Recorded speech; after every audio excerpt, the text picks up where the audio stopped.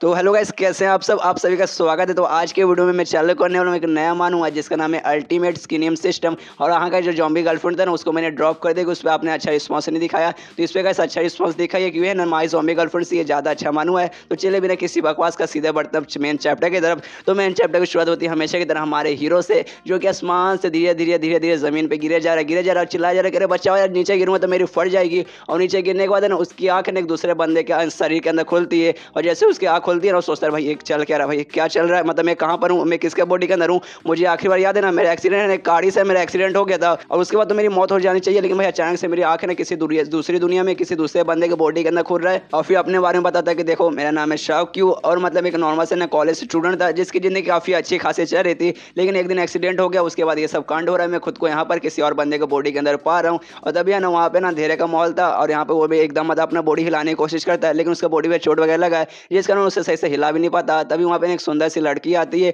वो भी देखती कहीं यहाँ पे कोई है क्या, लेकिन आसपास उसे कोई भी दिखाई नहीं देता क्योंकि आसपास पूरा अंधेरा था। लेकिन जो हमारा मेन हीरो है उसे दिखाई देता है कि हाँ भाई यहाँ पे एक सुंदर सी लड़की है, तो भी सोचते कि हाँ भाई ये सुंदर सी लड़की ये यहाँ पे क्या करी है, मतलब भाई हीरो है तो उससे सब कुछ दिखाई देगा, भले अंधेरा हो या फिर कुछ भी हो। लेकिन जो लड़की रहता है ना उससे दिखाई नहीं देता कि हाँ भाई यहाँ पे एक बंदा ऐसा लेटा हुआ है। तभी ना उसको टॉयलेट लगा रहता है लड़की का, वो आराम से ना अपना पैंटी धीरे धीरे खोल के ना टॉयलेट करने के लिए बैठने वाली थी और सीधे इसके मुंह पे ही बैठने वाली थी। यहाँ पे ये भी देखते मतलब हमारा हीरो भी देखता है, शॉ भी देखता है, सोचता है भाई एक क्या चल रहा है, भाई कहीं एक सेकंड भाई ये लड़की यहाँ पे टॉयलेट करने तो नहीं आई है क्या, इसे सच में दिखाई नहीं दे रहा, अरे भाई मुझे इसे रोकना पड़ेगा, ऐसे कैसे भाई इसे टॉयलेट करने दूंगा। और जिस हिसाब से बैठ रही ना सीधा इसका टॉयलेट आके मेरे मुंह पे गिरेगा, इसलिए चिल्लाते हुए कहता है अरे लेडी प्लीज रुक जाइए, ये आप क्या कर रही हो, आप कहाँ पे टॉयलेट करिए, आपको यहाँ पे टॉयलेट नहीं करना चाहिए, नीचे मैं लेटा हूँ, सीधा आपका है ना मेरे मुंह पे आके गिरेगा। यहाँ पे उस लड़की को हमारा हीरो इसलिए नहीं दिखा था, जो हमारा हीरो ना झाड़ियों के अंदर लेटा हुआ था, झाड़ियों का रंग दिखाने दिया था। यहाँ पे वो भी साइड में हटती है, आवाज सुनकर घबरा जाती है, अरे बाप रे किसका आवाज है। तभी मतलब झाड़ियों से उठता है, आराम से बैठता है, करता है कि हाँ यहाँ पे मैं लेटा था। और जैसे वो लड़की उसको देखती है एकदम पूरा डर जाती है, अपना मतलब मैजिकल स्वॉर्ड निकाल दिया, स्वॉर्ड पे उड़ के ना वहाँ से दूर भागती है।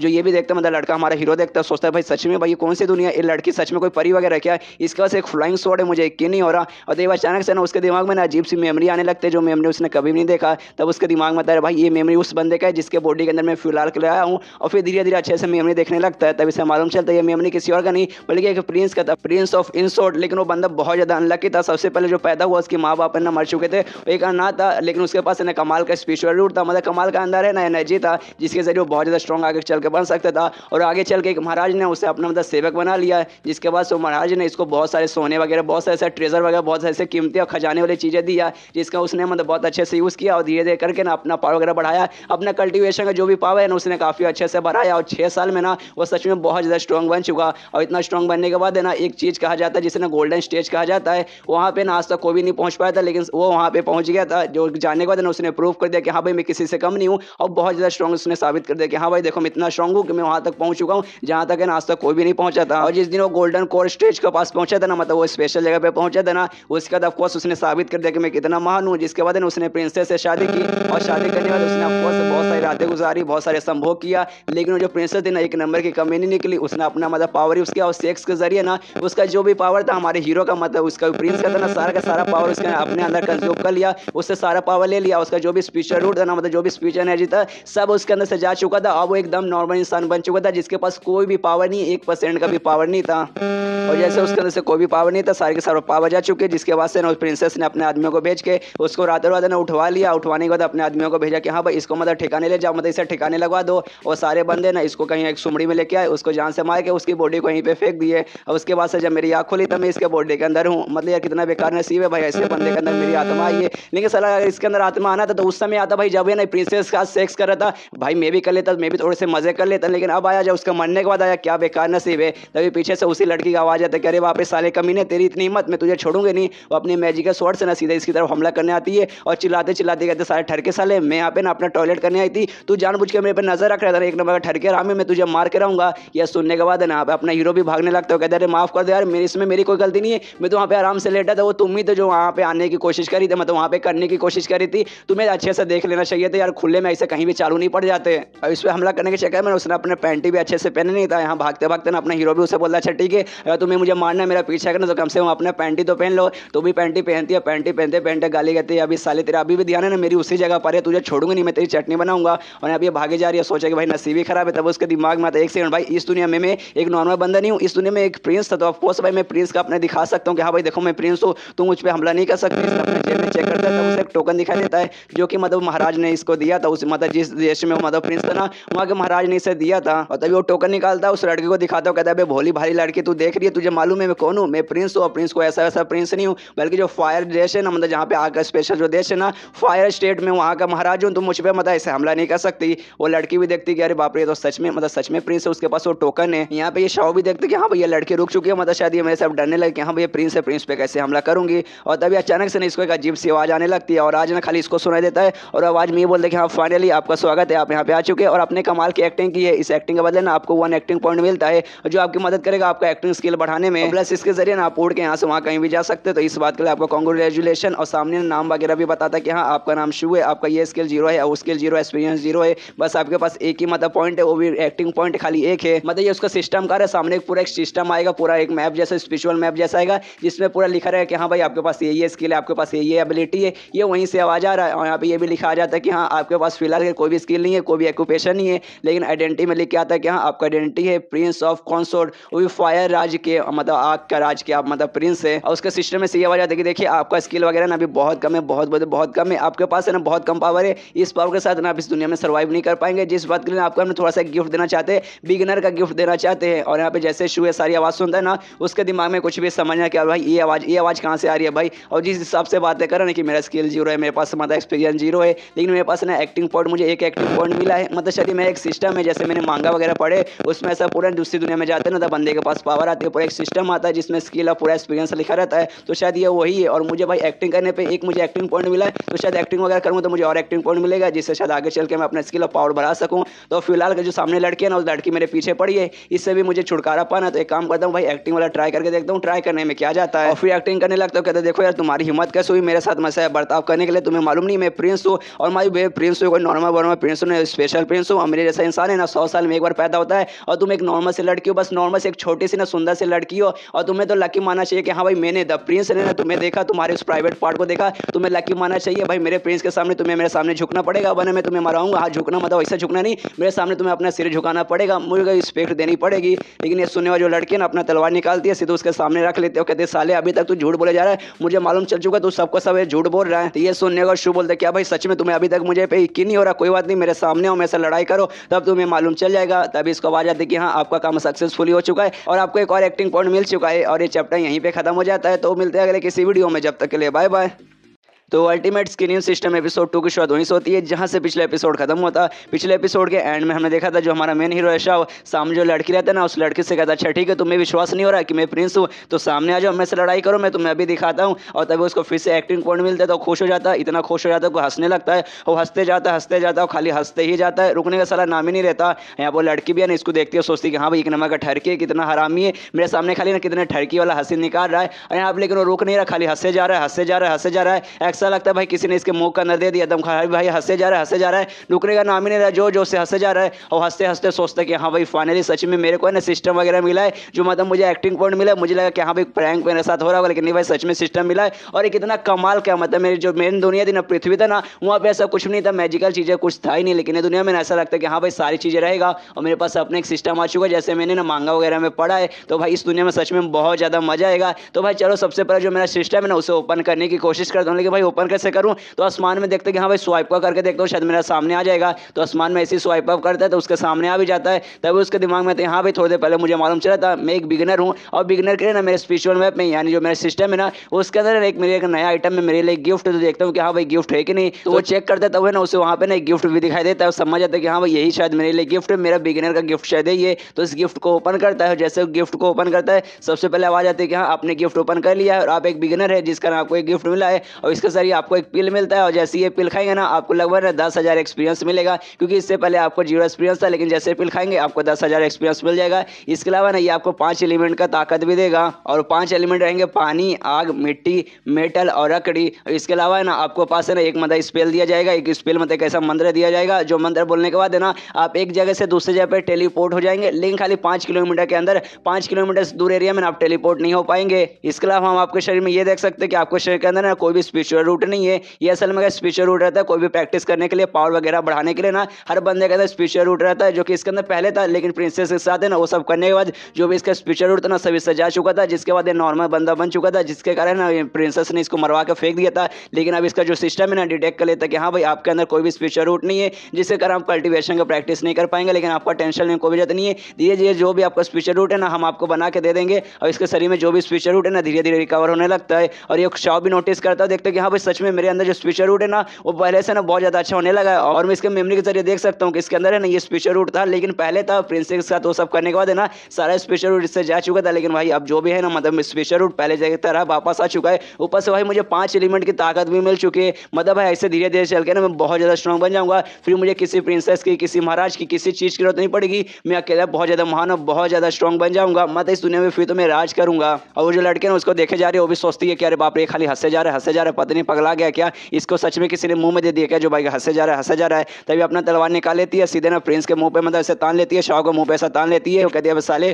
तूने अभी अभी क्या बोला, तू एक प्रिंस है, तूने क्या बोला जो फायर देश का है ना वहाँ पे महाराज है ना, तूने उनकी बेटी से यानी प्रिंसेस का शादी किया है, मतलब तो फायर देश का जो महाराज है तो उनका दामाद है ना। अगर ऐसी बात तो सच में उनका दामाद है, अगर तो सच में प्रिंस है तो शायद तेरी हिम्मत कैसे इतना अजीब अजीब से इतनी गंदी हरकतें करने की और ये सारी बातें करने की। अगर तू प्रिंस रहेगा तो ये सारी बातें नहीं करेगा। मुझे तुझ पे अभी भी यकीन नहीं है, तू पक्का कोई फेक बंदा होगा। यहाँ पे शाह भी सोचता रहे बाप रे मैं इस लड़की के बारे में बोल चुका था, मुझे जैसे सिस्टम मिला ना मैं इतना खुश हो चुका था, इतना मैं हंस रहा था ना कि इस लड़की पे मैंने ध्यान ही नहीं दिया। ऊपर से भाई मुझे पील मिला ना वो पील को भी मैं खाना भूल चुका हूँ, इसलिए भाई जाता हूँ सबसे पहले पील खाता हूँ, उसका मुझे पावर वगैरह जो मिलेगा, जो मतलब जो मिलने का मुझे बोला गया था ना सारा पावर मुझे मिलेगा। इसलिए अपने सिस्टम्स के जरिए वो पील लाता है और पील को खाता है। जैसे पील खाता है सबसे पहले इसे 10,000 एक्सपीरियंस मिलते हैं और 5 एलिमेंट का पावर मिलता है। और जैसे इसे 10,000 एक्सपीरियंस मिलते हैं ना धीरे धीरे ना इसका लेवल वगैरह पार होने लगता है, मतलब सीधा 1 लेवल पे जाता है, 1 से 2 पे भी चल जाता है, 2 से ना डायरेक्ट सीधा ना 10 लेवल पे चल जाता है 10,000 एक्सपीरियंस से। और जैसे 5 एलिमेंट का पावर इसके अंदर आता है ना ये भी महसूस करता है कि हाँ भाई मैं महसूस कर सकता हूँ मेरे अंदर 5 एलिमेंट का पावर आ चुका है। और शायद ऐसा लगता है ना कि हाँ भाई मैं पहले से ना धीरे धीरे स्ट्रॉन्ग बन जाऊंगा। और तभी जो लड़की रहता है उस लड़के को गुस्सा दिलाने लगता है, फालतू फालतू बातें करने लगता है कि देखो यार मैं खाली महान नहीं हूँ, कोई भी महान हो सकता है लेकिन भाई किसी के बम करने इतना दम ही नहीं कि मेरे इतना महान हो सके। जिस बात पे ना उस लड़की को बहुत ज्यादा गुस्सा आ जाता है, अपना तलवार निकाल लेती है और सीधे इस पे हमला करने के लिए बढ़ जाती है। और यहाँ पे फिर से वो नाटक करने लगता है, कहते यार तुमने मतलब सीधे तलवार क्यों निकाल लिया, मेरे पे हमला क्यों करी हो, मैं तो खाली मजाक कर रहा था, मैं सीरियसली थोड़ी ना बोल रहा था। नहीं भाई मैं सीरियसली बोल रहा था, मैं मजाक नहीं कर रहा था, मैं तुम्हारी लेने की कोशिश कर रहा था। अरे तुम कितनी सुंदर कितनी प्यारी लड़की हो यार, तुम्हें मतलब ऐसा नाटक नहीं करना चाहिए, मतलब तुम्हें ये सब हरकतें नहीं करनी चाहिए, तलवार निकाल कर मेरे पे हमला कर दे रहे हो। कितनी प्यारी सी लड़की हो, यानी कि आराम से बैठ कर ना आराम से अच्छे से बातें करो, अपनी खूबसूरती के ना अदाई वगैरह दिखाओ, लेकिन तुमने तो सीधा तलवार निकाल लिया। कोई बात नहीं, तुमने तलवार निकाल लिया तो मैं भी पीछे नहीं हटूंगा, मैं भी तुम्हें ऑफकोर्स रोकने की कोशिश करूंगा। और सबसे पहले देखते कि हाँ भाई मेरे अंदर 5 एलिमेंट का पावर आ चुका, तो चलो भाई 1 एलिमेंट का मैं पावर यूज करता हूँ। और जैसे मेरे अंदर ये आया ना मैं माइंड में देख सकता हूँ कि हाँ भाई मेरे अंदर सब है और मुझे मालूम है किसको कैसे यूज करने जाना है। तो इस बारे ना सबसे पहले वो पानी का यूज करता है, अपना पानी का जो एलिमेंट है ना उसे यूज करता है। उसको यूज करके एक छोटा सा पानी कैसे निकालता है और उसे हमला करके सबसे पहले जो लड़की रहता है ना उसका तलवार दूर साइड फेंक देता है। जो देखो तो लड़की है ना लड़की बहुत ज्यादा शौक हो जाती है, बहुत बोले तो बहुत ज्यादा शौक हो जाती है और सोचती है भाई ऐसे कैसे, भाई ये बंदे ने मेरे तलवार को मतलब इतना पावरफुल अटैक किया ना कि मेरा तलवार मेरे हाथ से छूट के जाकर मतलब गिर चुका है। कोई भी ऐसा नॉर्मल बंदा है ना मतलब ऐसा नहीं कर सकता, और जिस बंदे को अगर ऐसा करना है ना तो कम से कम उसे 6ठे लेवल पे जाना चाहिए। मुझे नहीं लगता है भाई ये बंदा कम से कम 6ठे लेवल पे होगा, और हमें मालूम है वो अभी अभी 10 लेवल पे जा चुका, मतलब ये आराम से वो कर सकता है। और तभी यहाँ पे ना जो शव रहता है ना वो भी बोलता देख लड़की यार मैं शुरू से तुझे बता रहा हूँ कि देख भाई इसमें मेरी गलती नहीं थी, मैं वहाँ पे आराम से लेटा था, तू यहीं पे आ चुकी थी, तू ही मेरे मुंह पे मुतने जा रही थी, इसमें मेरी कोई गलती नहीं। लेकिन बार बार मना करने पे भी तू साली मतलब तैयार ही नहीं हो रही थी, तू शांत हो ही नहीं रही थी, तुम ऊपर से ना मेरे पे हमला करने के लिए आ गई थी, तो मुझे भी इसका बदला लेना चाहिए, मैं भी तुझे ऐसे छोड़ूंगा नहीं। और फिर से हमला करने के लिए तैयार हो जाता है, ये सब लड़की पे हमला करने के लिए तैयार हो जाता है। तो जो लड़की रहती है ना वो भी थोड़ा सा घबरा जाती है, वो भी उसके अटैक से बचने की कोशिश करती है, लेकिन शाह उसको अपने अटैक से बच नहीं देता, वो रस्सी जैसे ना कुछ तैयार करता है और उससे ना लड़की का हाथ पैर है ना सब कुछ मतलब से जाम कर देता है, जिसके बाद से ना लड़की नहीं हिल पा रही थी ना ही उसे भाग पा रही थी और वहीं पे जमीन पे गिर जाती है। और जैसे गिरती ना चिल्लाने लगती है अबे सारे ठहर के साले ये तू क्या कर रहा है, तूने मेरा हाथ पैर क्यों बांध दिया, अब तू क्या करेगा। ये सुनने के बाद है ना यहाँ पे शाह बोलता है यार तुम कब से मतलब जब से मैं यहाँ पर आया हूँ ना कब से तुम मुझे ठहर के ठहर के ठहर के ठहर के ठहर के खाली मुझे ठहर के ही बोले जा रही हो। अरे मैं उतना बड़ा भी ठहर के नहीं हूँ, लेकिन तुमने मुझे बहुत बार ठहर के बोल दिया, बहुत बोले तो बहुत बार ठहर के बोल गया। मतलब तो मुझे लग रहा है कि हाँ भाई सच में ठहर रही, जिस कारण मुझे लगने लगा कि हाँ भाई चलो थोड़ी सी ना ठहरकी वाली हरकतें भी कर लूँ और सीधे ठहरकी मुंह बना के ना लड़की को ना छूने की कोशिश करते, उसके पास जाने की कोशिश करते कि हाँ चलो यार तुमने मुझे ठहरकी बोल दिया है तो चलो ठहरकी वाली हरकतें भी मुझे करने दो। और ये चैप्टर यहीं पे खत्म हो जाता है। तो मिलते हैं अगले किसी वीडियो में, जब तक के लिए बाय बाय।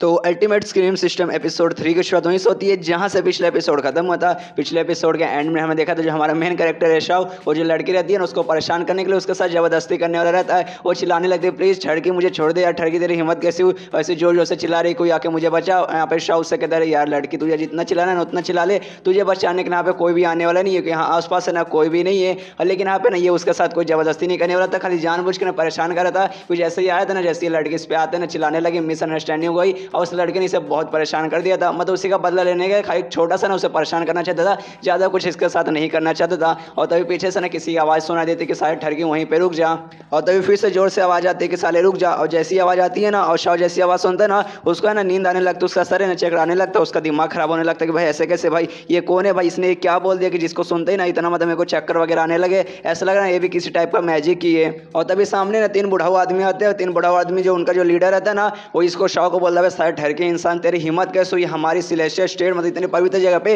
ऐसा गंदा काम करते हुए। यहाँ पे शाह भी देखता है साले ये कौन बूढ़ा आदमी आ गया, क्या पता नहीं क्वेश्चन इसने कौन सी पावर उसकी जिसके कारण पूरा मेरे को चक्कर वगैरह आने लगे। लेकिन अब ठीक है, इसका ऐसा लगता है ना मैजिक कुछ खास पावरफुल नहीं था, मतलब मुझे नींद मजा नहीं आ रहा, अब मैं थोड़ा अच्छा फील कर रहा हूँ। और तभी वहाँ पे जो बूढ़ा आदमी रहता है ना वो बोलता है साले ठहर के इंसान तेरी हिम्मत कुछ से हुई इतनी हमारी पवित्र जगह पे इतना गंदा काम करते हुए, अब तुझे सजा मिलेगा। ये सजा ना मैं ऊपर वाले की तरफ से मतलब ऊपर वाले की तरफ से मैं तुझे सजा दूंगा। और ये ना एक अटैक तैयार कर लेता है। अटैक में ना एक आग का बहुत खतरनाक ड्रैगन तैयार होता है और सीधे शव पे हमला करने के लिए बढ़ जाता है। यहाँ पे शव भी देखता है सामने मेरे सामने एक अटैक मेरी तरफ आ रहा है, इसलिए वो भी वहाँ से भागने की कोशिश करता है और भागते भागते अपनी मिट्टी की पावर यानी अर्थ की पावर यूज करता है, जिसका उसका जो स्पीड है ना बहुत ज़्यादा तेज हो जाता है और तेजी के स्पीड से भागने लगता है। तो भी उसका जो अटैक है ना इसका पीछे नहीं छोड़ता, इसके पीछे पड़ जाता है, मतलब उसका अटैक है ना इसके पीछे आ जा रहा है। यहाँ पे इसका दिमाग खराब हो जा रहा है कि अरे यार मैंने अपनी स्पीड बढ़ाई तो भी अटैक है ना सीधा मेरी तरफ बढ़ते जा रहा है, अगर अपने में नॉर्मल स्पीड में भागता तब तो भाई मैं कब का मर जाता। तो भी थोड़ी दूर भागते भागते ना यहाँ पे वो भी थक जाता है ना और जो अटैक है ना ऑलमोस्ट इसके पास आ जाता है। तो भी जैसे इस पे अटैक गिरता है ना जैसे तैसे ना उससे साइड से बच जाता है, जिसका जो अटैक है ना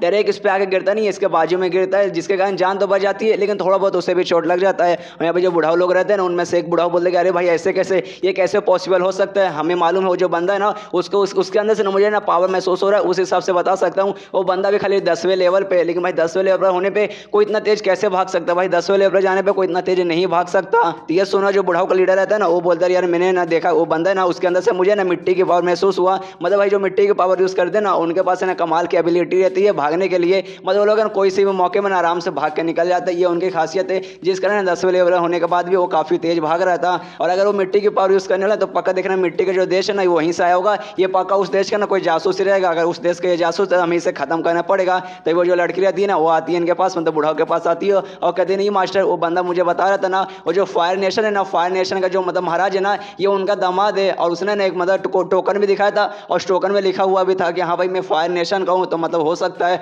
और उसके दिमाग में रहता है कि अगर बाई चांस ये सचमुच दामाद रहा फायर नेशन के मतलब महाराज का, अगर ये दामाद रहा और हमने इसको मार दिया, जब बात है ना उनके महाराज को मालूम चलेगा तो हमारे बीच में दुश्मनी हो जाएगी, हो सकता है आगे चल के ना हमारे बीच में जंग भी हो जाए, जिस कारण हमें पहले पता लगाना पड़ेगा तभी जाके हम इस बंदे को मार पाएंगे, वरना यार बिना पता लगाए मार देंगे तो फ्यूचर में चल के बहुत बड़ी गड़बड़ भी हो सकती है। ये सुना जो बूढ़ा मास्टर रहता है ना वो हंसते हंसते कहते क्या क्या क्या कहा तुमने, क्या कहा, जो फायर नेशन का जो मतलब महाराज है उसका दामाद, अरे तुम्हारा दिमाग पगला गया क्या, उनका जो दामाद है ना करोड़ों में साल में ना एक बार पैदा होने वाला इंसान था, तुम्हें नहीं मालूम वो कितना महान इंसान है ना, ऐसा इंसान है हर साल पैदा नहीं होता है, वो बहुत करोड़ों साल में लाखों साल में एक बार पैदा होता है। वो एक ऐसा बंदा था ना जो कि 18 साल का होते ही है ना सीधा जो गोल्डन स्टेज रहता है ना जहाँ आज तक कोई भी नहीं गया था वहाँ पे गया था, उसके पास कमाल की पावर। और ये बंदा एक नंबर का ठरकी, एक नंबर का हरामी, उसने देखा नहीं उसने तुम्हारे साथ जबरदस्ती करने की कोशिश की, आखिर तुम्हें यकीन कैसे हो कि वो बंदा मतलब महाराज का मतलब दामाद है, या तुम पागल हो क्या रहे, तुम्हें सच में समझ नहीं आता। अच्छा अभी मुझे समझ आया, तुम्हें ना जो हमारा ग्रुप है ना उस ग्रुप के बाहर कभी गई होने, तुम्हारे पास ना ज्यादा एक्सपीरियंस नहीं है, तुम्हें मालूम नहीं दुनिया में कैसे लोग रहते हैं, जिस कारण तुम इसके मतलब जाल में आ गई। इसलिए अब से मैं तुम्हें बता रहा हूँ कि ऐसा कोई भी बंदा दिखे ना ऐसा विश्वास मत करना यार ये महाराज का दामाद ऐसा हो ही नहीं सकता, भाई ये हो ही नहीं सकता। तो ये सुने तो लड़की बोलते अच्छा मैं समझ गई, मुझे मालूम चल चुका ये बंदा धोखेबाज था, एक सेकंड तो मैंने भी विश्वास कर लिया था नहीं भाई ये सचमुच है ना महाराज का दामाद होगा, लेकिन नहीं अब मुझे विश्वास हो गया ऐसे किसी बंदे पे आगे चल के मैं विश्वास नहीं करूंगी, इसको तो हमें धोखे सजा देना पड़ेगा। और तभी जो बुढ़ाऊ मास्टर रहता है ना शाह को देखने लगता है कि हाँ भाई शाह कहाँ गया, उसके आसपास अटैक गिरा था चोट लगा था लेकिन कहाँ गया। तभी जो शाह है ना वो भी उठता है, उसके पास पता नहीं अचानक से एक शर्ट कहाँ से आ जाता है, हो सकता है अपने उसने सिस्टम से लिया होगा फिर कहीं से उसे गिरा मिला होगा तो शर्ट लेता है और शर्ट को पहनने लगता है। और तभी जो बुढ़ाऊ मास्टर रहता है ना उसी लड़की को ना एक मतलब रस्सी देते वो एक मैजिकल रस्सी रहता है जिसे ना ट्रैपिंग रोप कहा जाता है, और उस लड़की को देते कहते कि हाँ देखो ये कोई नॉर्मल मतलब रस्सी नहीं है, एक मतलब कमाल की रस्सी है जो कि लोगों को पकड़ने में काम आती है, इसलिए मैं तुम्हें देता हूँ, इसने तुम्हारे साथ जबरदस्ती करने की कोशिश की थी, जिस कारण ये मौका मैं तुम्हें दे रहा हूँ कि हाँ तुम अपने हाथों से जाकर इस ठरकी को पकड़ो। यहाँ पे मतलब जो शाह रहता है ना वो भी देखता है कि हाँ भाई इस लड़के के पास एक कमाल का रस्सी है, और रस्सी को देखने से ऐसा लग रहा है कोई नॉर्मल रस्सी नहीं है, भले एक मैजिक का रस्सी है। यहाँ पे जैसी रस्सी लेती है ना, ये भी अपने मास्टर को बोलते कि मास्टर सच में यूज़ कर सकती हूँ, और उसके मन में रहता है कि हाँ भाई ये रस्सी है ना, अगर बाई चांस हमने इस लड़के को मार दिया